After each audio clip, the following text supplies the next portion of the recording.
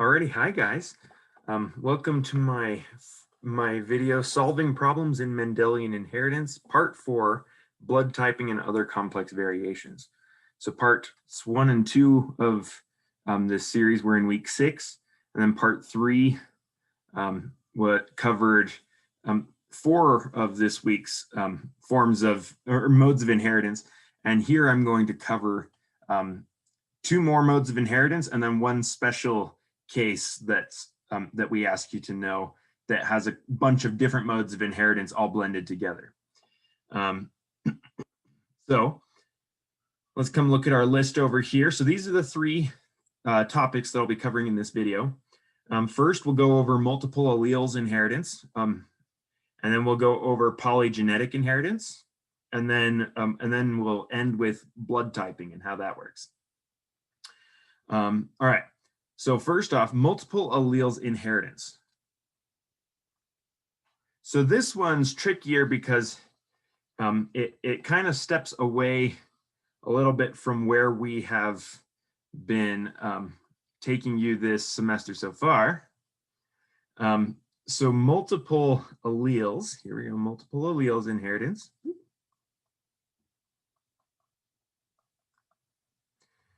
It's also called polyallelic inheritance, not to be confused with polygenetic inheritance. That's usually why we write it as multiple alleles instead of polyallelic, because a lot of people would get confused with polygenetic. So multiple alleles, this mode of inheritance steps away from what we've learned in week 6, in that Mendel's rules say every gene has 2 possible alleles, right? You've got your dominant allele and you've got your recessive allele. But we find that with a lot of genes, quite a few of them actually, that this rule doesn't hold up, that there's actually more than 2 options for alleles that you can have or that could possibly fit at that gene. So multiple alleles is where is any situation where you have more than 2 possible options of alleles. So more than two possible alleles for a gene. And these get really interesting for a couple of reasons. The first one is because we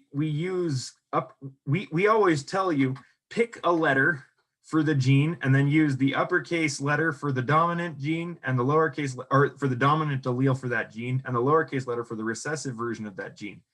That works great if there's only 2 versions of the gene, right? But what if there's 4? Well, you can't exactly use big R and little r because we don't have 4 versions of the letter R, right? You've got an uppercase and a lowercase. So what do? So sometimes we just have to get a little creative with these problems to invent 4 different versions of the letter R, or the letter C, or the one on your homework, they use the letter C, which absolutely drives me bonkers. But anyway, so for these ones, you'll find that they make one allele be like the big R, and then one allele is like the little r, and it's got some kind of mark in superscript. So like, I'll take an example from the homework. So it would be like RCH, that's a second allele, and then R with just an H would be a third allele, and then just the little r, that's a 4th allele. So notice, the only reason I made the superscripts on the little r there was so that I could create 4 versions of the letter R, so I could have 4 different alleles. So then this one would be something, and this one would be something. Let's actually go pull up let's go pull up an example here to show you kind of how these things work. Okay, try this one. In rats, fur color is influenced by a single gene located on an autosomal chromosome. There are 4 alleles for this gene, so that says this is a multiple alleles problem here. A black fur allele, FB, a white fur allele, FW, a gray fur allele, FG, and a cream fur allele, FC. The allele for black fur is dominant to the other three. White is recessive to the other three, and cream fur is dominant to gray. What is the phenotypic ratio of a cross between an FB-FW rat and an FC-FG rat? Okay. The first thing to note here is in almost every case, these multiple allele problems exhibit something that we call a dominance hierarchy. Basically, because we can't just have one dominant allele and one recessive allele because there's 4 of them, we have to try and figure out, well, who's dominant and who's recessive. So what we find is they actually form a little hierarchy, and let me show you what I mean. I'll use an example from the church. Right when they're about to start sacrament meeting, they have to try and decide who's the presiding authority at sacrament meeting, right? If the bishop is present, he's the presiding authority because he's got the most authority from God, and so he's in charge of sacrament meeting if the bishop is present. But what if there is a 70, a member of the 70 shows up to sacrament meeting? Well, his authority is higher than the bishop's, so even if there is a bishop in sacrament meeting, the 70 is in charge because he has more authority than the bishop. But what if an apostle? What if an apostle showed up to church? Even if there was a bishop there, or even if there was a 70 there, the apostle is the highest ranking authority there, so he would be in charge. But then what if the prophet showed up to sacrament meeting? He outranks all 3 of them, and so he would be in charge. So in my example here of the dominance hierarchy in the church, if you had an apostle and a 70 show up at sacrament meeting, the apostle is in charge because he has more authority than the 70 does. If you have an apostle and a bishop show up, the apostle is in charge because he has more authority than a bishop. If you have a 70 and a bishop, the 70 is in charge. If you have an apostle, or if you have a prophet and a 70, the prophet's in charge, right? Well, these alleles work the same way. So the way I like to go about this is to read the question. We need to figure out the dominance hierarchy here. So which allele is the prophet allele? Which allele is the apostle allele? Which allele is the 70? And which allele is the bishop? There are 4 alleles for this gene: a black fur allele, FB, a white fur allele, FW, a gray fur allele, FG, and a cream fur allele, FC. The allele for black fur is dominant to the other 3. So we've got black fur is dominant to the other 3. That means he trumps all of them. So that's our prophet allele. The black allele is our prophet allele, okay? White is recessive to the other 3. So that means if white has to compete with anything, white loses.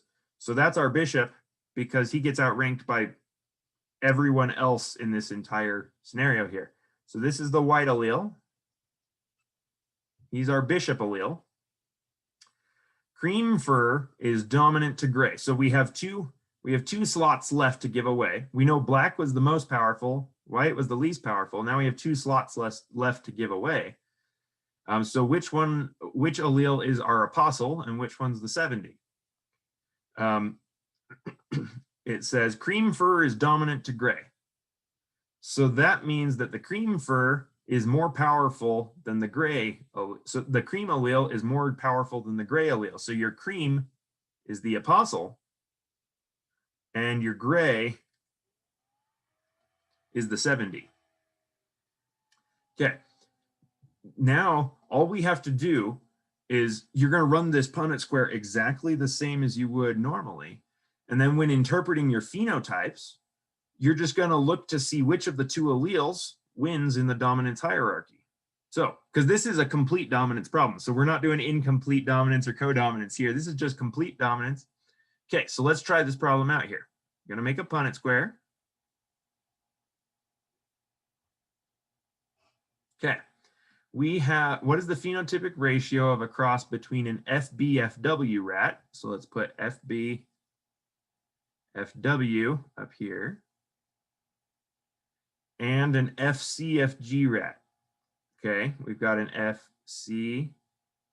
FC-FG rat down the left side here. Okay, so we've got FB-FC, FC-FW, FB-FG. Oop, that's a 3. Goodness gracious, I'm tired today. G and an FG-FW.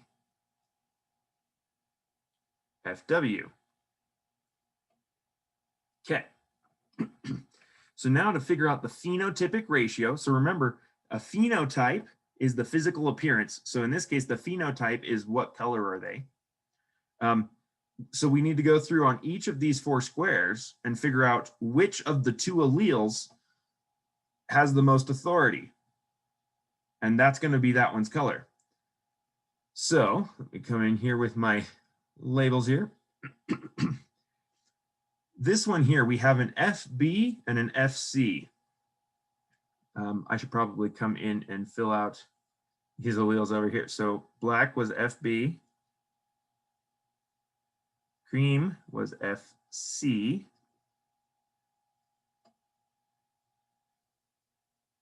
Gray was FG. And white is FW. Okay, so now we just look over here and see which of the 2 win. So we have an FB allele and an FC allele. Our FB is the prophet, our FC is the apostle. So the prophet wins. So this kid will be black. Does that make sense? Because prophet overrules apostle. Over here, we have an FC allele and an FW allele. So FC is the apostle allele. FW is the bishop allele. So the FC outranks the FW, and this one comes out cream. On this one right here, we have an FB allele and an FG allele.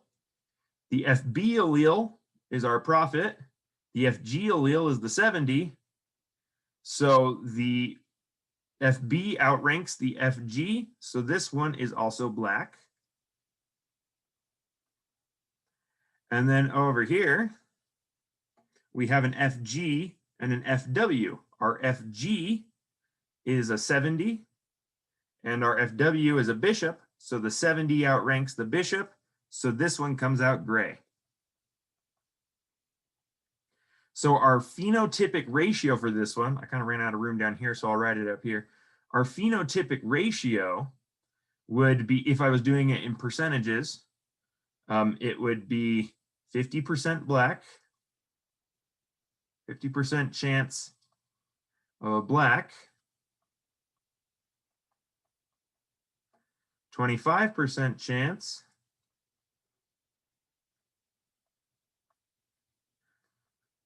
of a cream,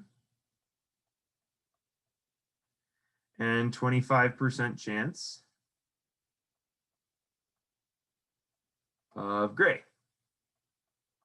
That would be a phenotypic ratio. If you decided, instead of doing percentages, if you wanted to do ratios, you could say you have a 2:1:1 ratio of black to cream to gray. Either one of those are acceptable answers. But that's how you do this. So notice it's actually not all that hard, but to prevent yourself from getting confused, I recommend go establish the hierarchy, figure out which allele is the prophet allele, which one's the apostle allele, which one's the 70 allele, and which one's the bishop allele. And then all you have to do is see who's the presiding authority in each square, and that's the color. So that's how multiple alleles problems work. Problem number 5 on your homework is a multiple alleles question, and it'll work like this. So yeah, just make sure to establish your hierarchy, and then it'll be a piece of cake. Before I move on from this, just a little special tip over here on 5.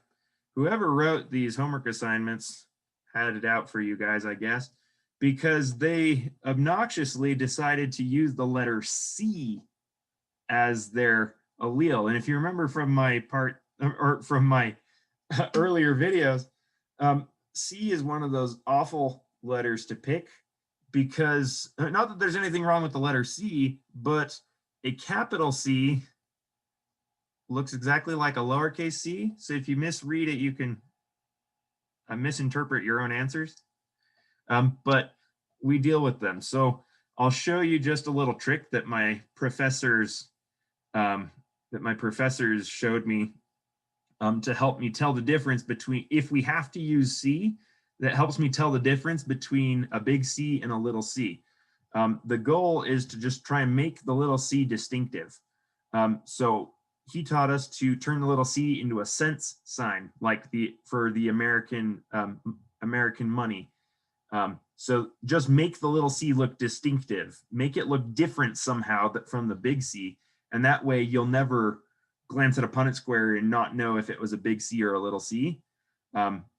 There's just a little tip, and you can make the little c distinctive however you'd like, but there's a little tip to help you not get little c's and big C's confused.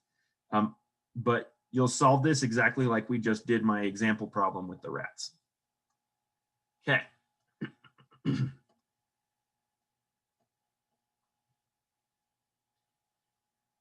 So now let's move on to our second one. This one's polygenetic inheritance. Polygenetic inheritance is a really fascinating one. And it's also really complicated. So because it gets so complicated, we will never make you do a Punnett square with polygenetic inheritance, because things get downright nasty with polygenetic inheritance and Punnett squares. I've had to do Punnett squares for polygenetic inheritance in some of my classes, and they are an absolute nightmare to keep track of. So we will never make you do a polygenetic inheritance Punnett square, but we expect you to understand what polygenetic inheritance is, how it works, and how to interpret a genotype from polygenetic inheritance. So I'll focus on showing you those, and we aren't going to work through a Punnett square problem for this one, because you'll never have to do a Punnett square problem for this one. Okay, polygenetic inheritance. Get my eraser out here. Okay, polygenetic inheritance.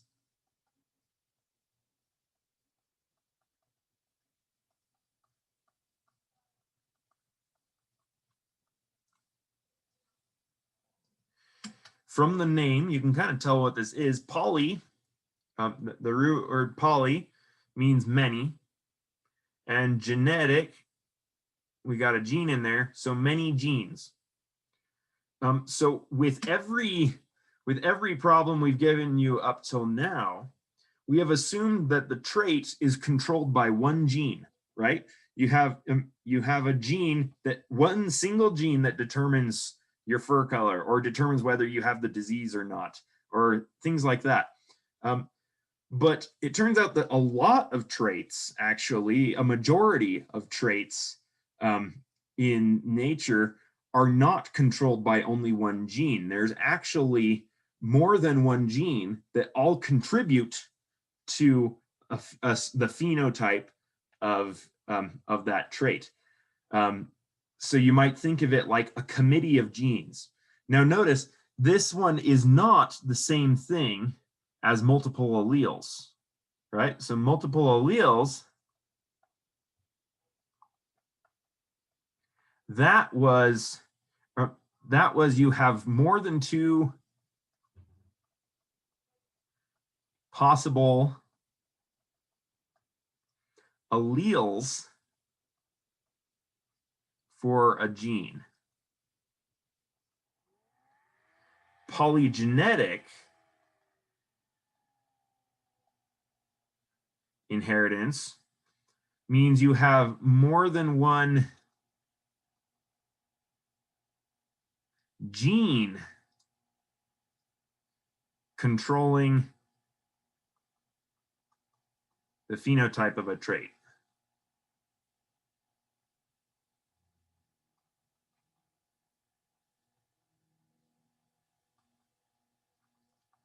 So don't get those two mixed up. This one has multiple options for a single gene. This one has multiple genes that are all influencing the phenotype. An example of polygenetic inheritance is height. There is more than one gene by a long shot that factor into how tall you are. And so height is the trait, but there's not one single gene that determines how tall you are. There's a bunch of different genes that all contribute their say, and their consensus, their agreement of how tall you are is how tall you are. So no single gene commands how tall you are. There's more than one gene, each having its own alleles that controls how tall you are. So this is, so these problems show up kind of, sorry, my brain stopped working there for a second. They seem overwhelming when you first look at them, and I'll show you a little example here of how a problem might show up for you, but they're actually not as bad as you might think. So here's a little example. Let's pretend your height is controlled by 5 different genes. We'll call them gene A. Okay, we'll call them gene A.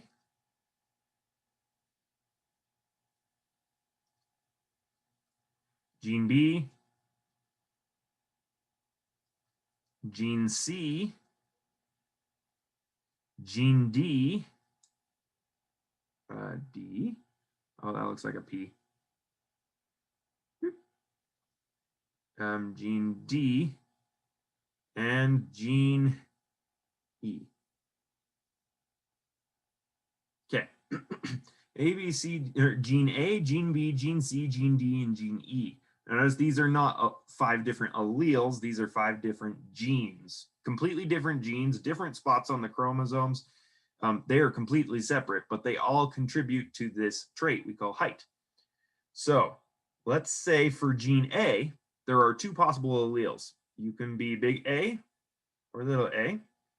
The dominant A, or the dominant allele adds 1 inch to your height. And let's say the recessive allele doesn't add any inches to your height. For gene B, there are 2 alleles. And let's say gene B adds 1 inch to your height, the dominant allele, and the recessive one adds or doesn't add any. For gene C, let's say the dominant one adds 2 inches to your height, and the little one, and I'll use my little trick there to separate the little one from the big one because I was dumb and used C. The little C allele only adds 1 inch to your height. For gene D, we'll say that we'll pretend that the big D allele adds 2 inches to your height, and the little d allele adds no inches to your height. And then gene E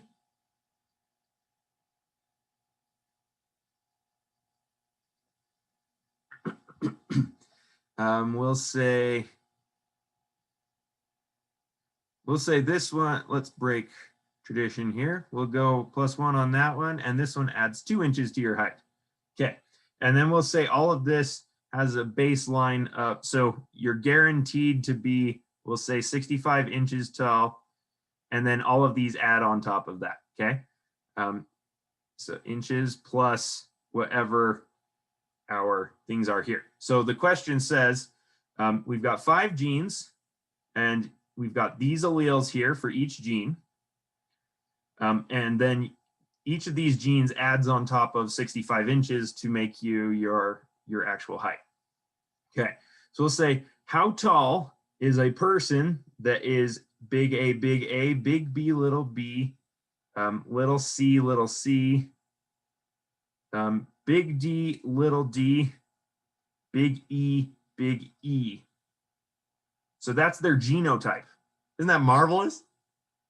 This whole thing is their genotype because we have 5 genes, and each one, they get 2 copies of each gene. So there's 2 alleles for each of the 5 genes. So this whole thing is this person's genotype. Isn't that wonderful? Okay, anyway. So we're trying to figure out how tall they are. And this looks absolutely overwhelming. But we gave you all the instructions right here. So that big A gives us +1. So we go 1. So we'll start with the 65 because they told us it's all adding to 65. So you got the 65 inches that they told us, +1, plus, and the little, or another big A, so that gives me a 1, plus, then we've got a big B, so that gives me another 1. We have a little b, so that doesn't give me any. We have a little c, that gives me 1. We have another little c, that gives me another 1. We have a big D, that gives me 2. Another a little d, that gives me 0. And 2 big E's, that give me 1 and 1. So let's figure out how tall this person is. Let me drag my calculator over here. Okay. So we've got 65 plus 1 plus 1 plus 1 plus 0 plus 1 plus 1 plus 2 plus 0 plus 1 plus 1 means this person is 74 inches tall. And that's the answer. So notice the reason this is a polygenetic inheritance problem is no one of these 5 alleles single-handedly control, or no one of these 5 genes, I mean, single-handedly controls your height. Each one of them has an input to your height. Each one of them contributes to your height. They all have a say, but but all 5 of them together control your height. So it's a polygenetic inheritance problem because your height is dependent upon which alleles you get at all 5 of these genes. So notice doing a Punnett square with this would be an absolute nightmare because you would no longer be doing a 2x2 Punnett square. You would be much bigger than that. If 2 genes, that's a 4x4 Punnett square. So things get really big. So that's why we're not going to make you do a Punnett square for a polygenetic inheritance question in this class, because it's an absolute nightmare and it takes for freaking ever.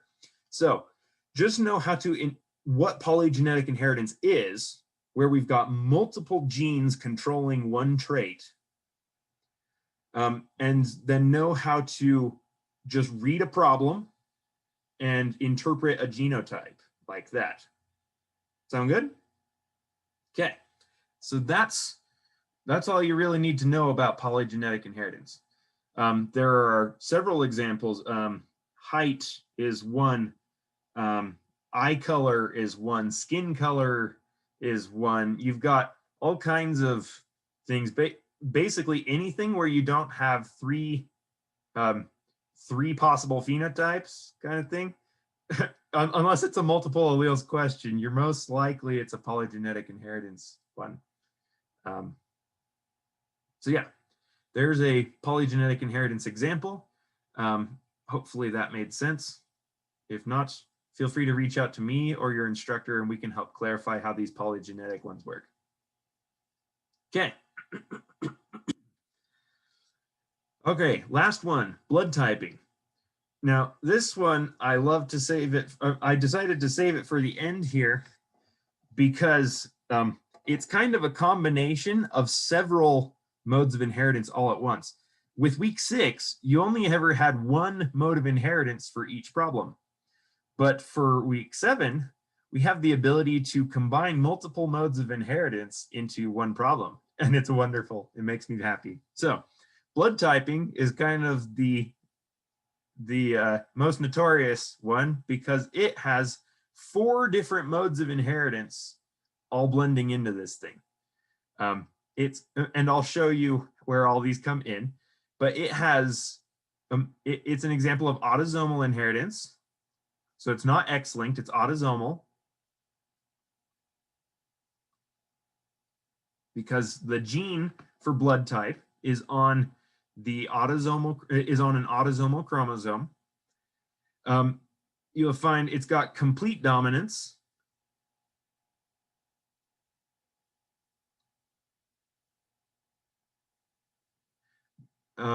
You'll find, which means we've got one allele that completely overpowers the other one. You'll find we've got codominance, which, if you remember from my last video, means that you have 2 alleles that that create spots together because they both show up. And you might be thinking, well, how can you have both complete dominance and codominance in the same problem? I'll show you. In fact, this 4th option helps that happen.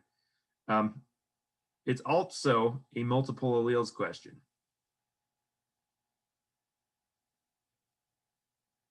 Okay, so now that we've laid down those 4 things, let's go show you how blood typing works.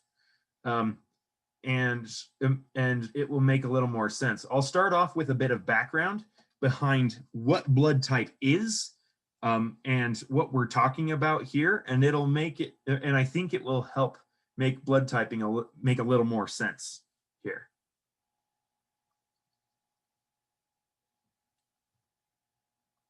Okay.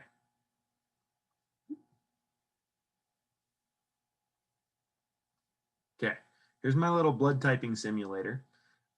If you want to, I find it helpful to visualize things. If you want to download it, it's on my website. Right. See, here's my week 7 page. And here under my documents, you can download my blood typing simulator right there. So you don't have to, but I'm going to use it just to help you visualize how blood typing works. So a bit of the background story behind blood typing. Your immune system is responsible for keeping you healthy and well. Its job is to identify invading bacteria or viruses or fungi or anything that's not you and kill it so that it doesn't kill you. That's the job of the immune system. Well, the immune system is blind, right? The cells of the immune system can't actually see anything. And they are very, very powerful. They have the ability to kill cells. So I want to make sure that they have the ability to identify bad guy cells and kill them, and also be able to identify good guy cells and not kill them. Because if they're just going around wantonly killing every cell they run into, you die pretty quick. In fact, it's when that happens, that's what we call an autoimmune disease, is where your immune system can't tell the difference between a host cell, one of your cells, and a bad guy cell. So it starts attacking your cells like it's a bad guy cell. That's bad. We don't want that to happen. We want the immune system to be able to tell a friendly cell apart from a foe cell. So the body has developed, so these cells have developed these identifiers called antigens. And let me write out that word here. Antigens. That's the plural form. Antigen is the singular form. And these antigens are kind of like your cell's ID badge. Cells ID badge. So it's like its ID badge or its passport or something where, so when the patrolmen from the immune system come around, they check the cell, they look at that cell's antigens and see if the cell has the right antigens on there. And if it has the right antigens, it's good to go. If it has the wrong antigens, the immune system knows it must be a foreign invader and kills it. This one's kind of a pretty radical passport detection system here. You have the right passport or you die. So the antigens are a cell's ID badge. And depending on the type of antigens you have on the outside, that's your body's unique little ID badge that helps your immune system tell your cells apart from the other ones. And there are lots and lots and lots of different kinds of antigens. One of the most common ones that we talk about is on the red blood cells in your body. And this particular antigen, this particular antigen is built by a gene called the ABO gene. ABO gene. So the ABO gene is responsible for building an antigen to help your immune system tell the difference between your cells and a bad guy's cells. Well, at this gene, the ABO gene, there are 3 possible alleles. So here's where your multiple alleles comes in. There are 3 possible alleles. You can have an A allele, you can have a B allele, or you can have an O allele. So notice so this is a multiple alleles question because there's more than 2 possible alleles. It's one gene, and you still only ever hold 2 of them at any given time. We're not adding chromosomes here, but there are 3 possible options of alleles that you can put in your little combination here. The A allele is, the A allele makes an A-type antigen. A-type antigen. The B allele makes a B-type antigen. So these are just different versions of that ID badge, right? One of them is an A-type ID badge. The other one is a B-type ID badge. So they're different ID badges. There's a tongue twister for you. Okay. So the A allele makes an A-type antigen. The B allele makes a B-type antigen. And the O allele is actually a broken version of the gene. It's a mutated version of the gene. So it doesn't, we learn in week 5 that if you mutate a gene in the right way, it doesn't work anymore. So this is actually the broken version of the gene, the mutated version, and it just doesn't make an antigen. It just plain doesn't make an antigen. So this gene builds these antigens, they're like little sticks, and pokes them on the outsides of the cell, saying, I'm friendly, don't hurt me. So let me show you kind of a little visual that may help you see what I mean here. Okay. So if you have an A allele, it's going to make an A-type antigen or an A-type stick. If you have another A allele, so we have an AA combo in our genotype here, this one will make an A-type stick. So you're going to have a red blood cell here that has A-type sticks on the outside. I'm using blue for A. So we've got a red blood cell that has A-type antigens on the outside. So the phenotype for this one is whatever kinds of sticks you have on the outside, that's your blood type. So because we have A-type sticks on the outside, you are A-type blood.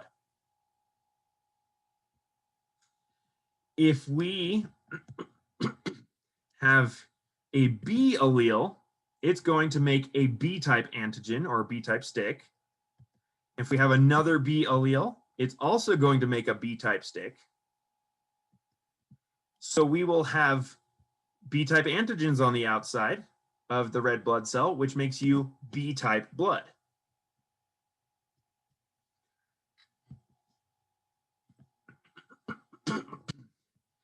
Now, if you get an A-type antigen, it's going to make an A-type stick, right? But what if your other allele is a B-type antigen? It makes a B-type stick. So you wind up with a red blood cell that has both A-type sticks and B-type sticks on the outside. We call this AB-type blood, not because notice there isn't an AB stick. There's no such thing as an AB antigen here. There's not an AB allele.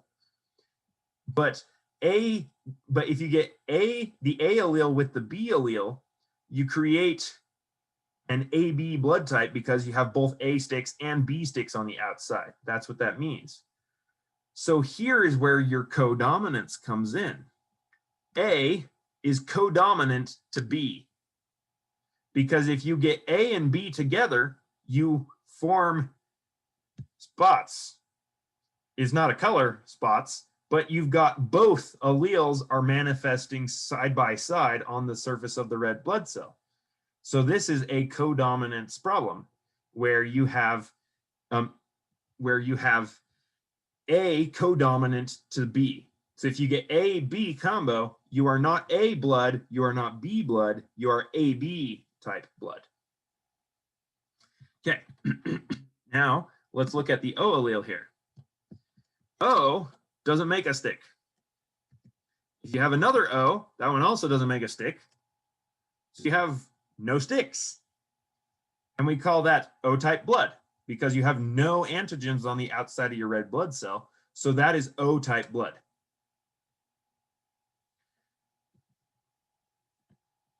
So what if we were, with that established, what if we were to put an A allele with an O allele? The A allele will make an A-type stick, an A-type antigen. The O allele doesn't make an antigen. So what sticks do you have on the outside of your red blood cell? You have A-type sticks. Because the A contributed A-type sticks, the O didn't give any sticks, so you have A-type sticks on the outside, so you're A-type blood. So notice here, the O is behaving like a recessive allele. The only way you can have O-type blood is to be homozygous O. So A is completely dominant to O. It is not codominant to O, it is completely dominant to O. So notice that's how you can have both codominance and complete dominance in the same problem. A and B are codominant to each other, but A is completely dominant to O. And I'll show you here that B is also completely dominant to O. So if we were to draw this out, A is codominant with B, and both A and B overpower O. I don't know if that helps, but A is codominant with B. These two are codominant. And B is completely dominant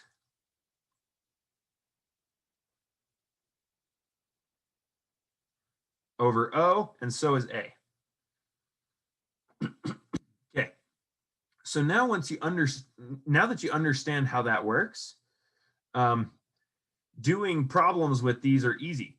Now in the PowerPoints, the way they show this is they, rather than having it like I've shown you, where you have an A allele, a B allele, and an O allele, where A is one allele, B is one allele, and O is one allele. In the PowerPoints, they like to show it like this, where they go one allele is I A, one allele is I B, and the other one is I, or is little I. So this one would be A-type blood, that one's B-type blood, that one's O-type blood. There's nothing wrong with doing it that way. The reason why they did it this way is because, like we told you, when doing these Punnett Square problems, you're supposed to pick one letter for the gene and then use the uppercase version and the lowercase version. And so on the homework, or on the PowerPoints, I mean, they use I, A, I, B, and little I, because I is the letter they selected for that gene. And then they just have to use a superscript because there are 3 possible alleles instead of 2, just like we had to do with the multiple alleles problem. There's nothing wrong with doing it this way. Nothing at all wrong. If you are able to have an A allele, a B allele, and an O allele in your mind, then I recommend going that way, because then you can just completely ignore the letter I and just use A, B, and O. And it kind of makes it a little easier to read. But it's entirely up to your preference. This is the same thing as doing it over here. Okay. So if we were to draw out the genotypes here, then all the possible genotypes, you could be an AA genotype, an AO genotype, a BB genotype, a BO genotype, an AB genotype, and an OO genotype. Those are all of the possible combinations of these 3 alleles. If you're AA genotype, you're A-type blood.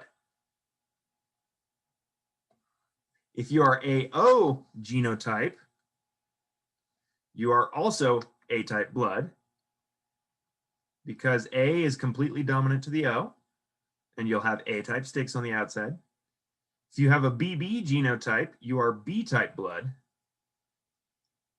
If you have a BO genotype, you are B-type blood. If you're an AB genotype, you are AB-type blood. And if you're an OO genotype, you are O-type blood. Okay? So notice, this is a common mistake students make.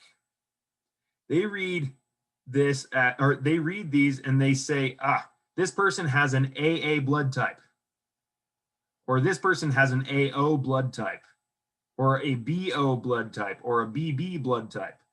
There's no such thing as a BO blood type, right? It smells bad. Ha ha ha ha ha ha ha. There's no such thing as a BO blood type. There's no such thing as a BB blood type, or an AO blood type, or an AA blood type, or an OO blood type. So these are your genotypes over here. The blood type is the phenotype, and that's determined by what sticks you have on the outside. So AO is not a phenotype or a blood type. AO is a genotype that makes A-type blood. So there's a little distinction for you. Okay, so now let's try and work through a little problem here.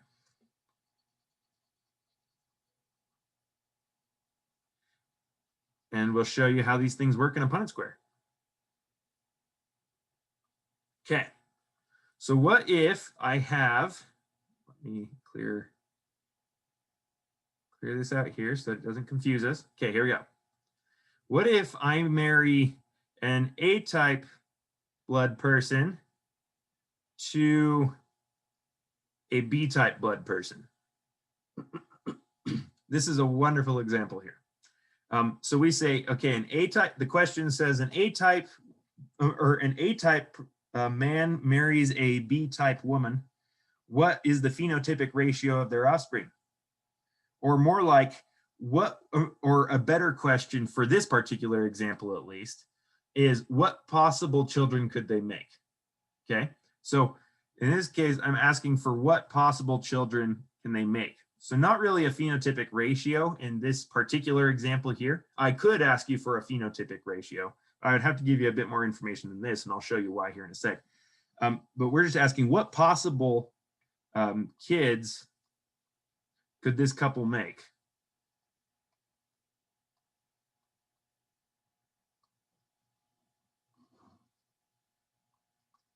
Okay, so we have an A-type parent. What possible genotypes can make you an A-type parent? Well, that A-type parent could either be AA or they could be AO. And since we didn't give you any information on the parents, you actually don't know which one they are. So we kind of have to assume, because we're looking for what possible kids could this couple make, we have to assume that he could be either one of these and report our possible kids accordingly. So let's first do, so first, before I move on to the Punnett square, let's go figure out mom. I'm getting ahead of myself here. Okay, mom is B-type blood. What possible genotypes can she have? B, or she could be BO. Either one of those would give her B-type blood. Again, we didn't give you any parent information, so you don't know if she's BB or BO. So we can't narrow it down. So, and this one's a particularly nasty example. None of the ones on the homework make you cross an A with a B, just because this one's particularly nasty, but I'll show you the particularly nasty one in order to make a point. Okay, so break out the little features of my simulator here. I'm so proud of myself on building this thing, guys. It took me forever to figure out how to do this. Okay. So the man, let's pretend the man is an AA genotype. Okay, so if we have an AA genotype, see, we will cross an AA, and we'll pretend the woman is a BB.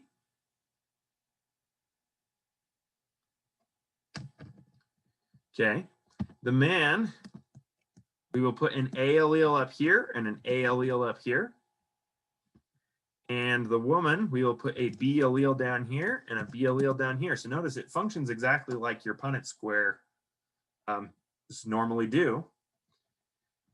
So notice I've got this kid right here has an AB genotype, which makes AB type blood. This kid also will have AB type blood, as will that one, as will that one. So with this particular cross, they can make, or they can only make AB type babies. But we don't know if they're AA and BB. So let's try a different possible cross for this couple here. What if the dad is AO and mom is BB? Notice here, we've got an AB here, which makes an AB blood type baby. This one here makes a B type baby. This one down here makes an AB type baby. And this one down here makes a B type baby. So if the dad is AO and mom is BB, they could make AB or B babies.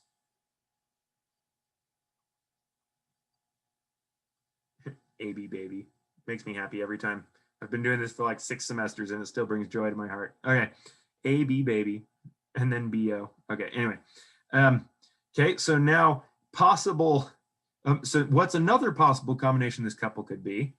They could be, or we could have an AA dad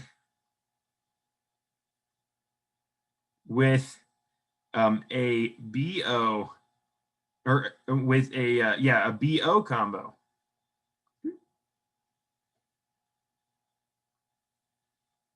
So if that's the case, then we would have an AA combo up here and a BO combo down here.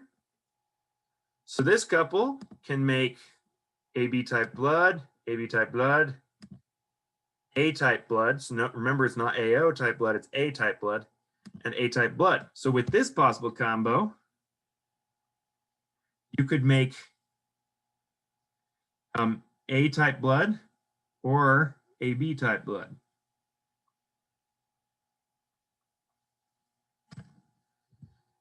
And then our last possible example, you're probably freaking out at me right now, and I'm sorry. I promise the homework ones aren't this bad. AO and BO.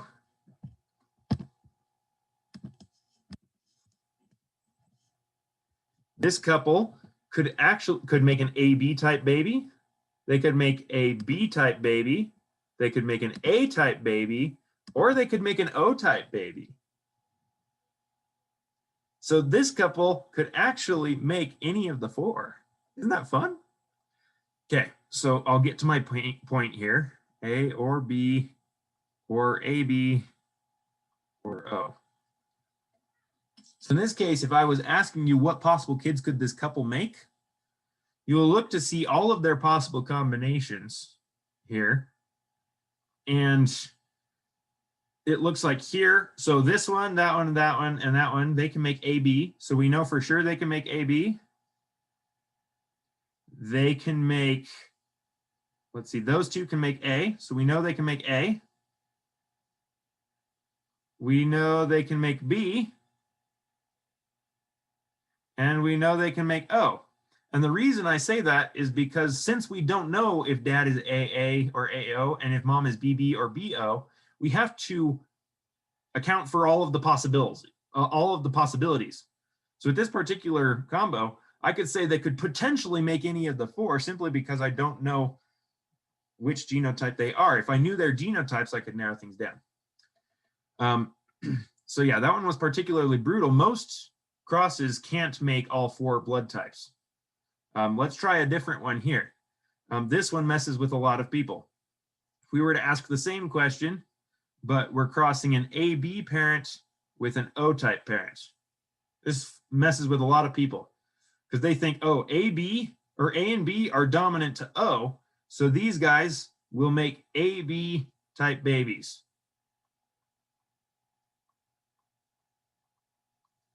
Please do not make that mistake. Run a Punnett Square first.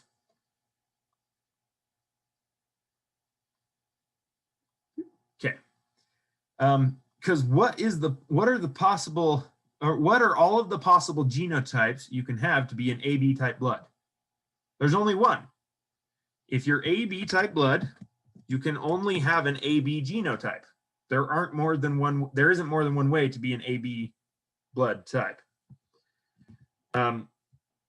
And O, there's only one way to be O. You're an OO genotype.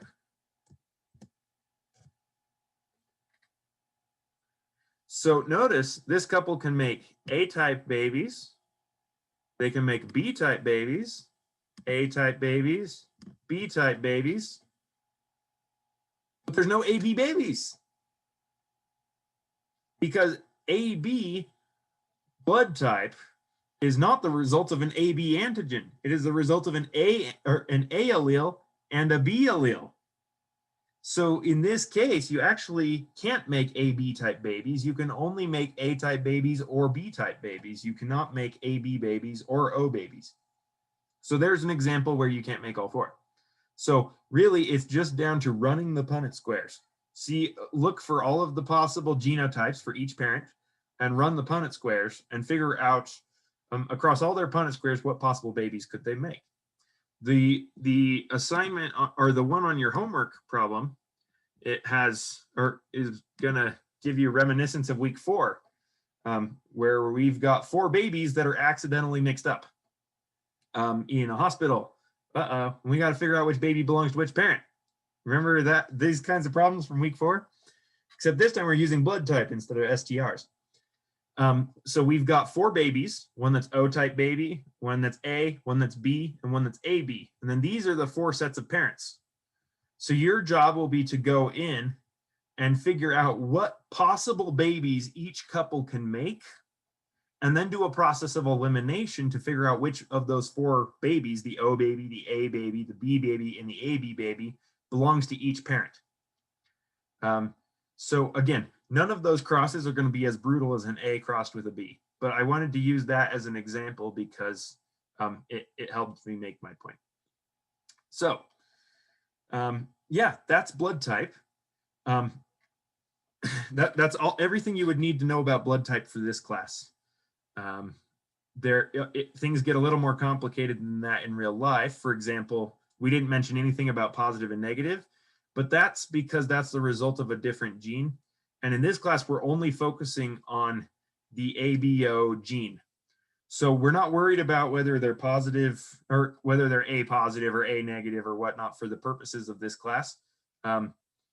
We're just worried about whether they are A-type blood or O-type blood and forget the positive and negative. Okay. So hopefully that was helpful and didn't make it worse. If you have any questions, contact me, set up a tutoring appointment with me, set up a meeting with your instructor, reach out to your instructor, your TAs. We're all here to help you. So yeah, hopefully this video helped. Thanks for watching and have a wonderful day.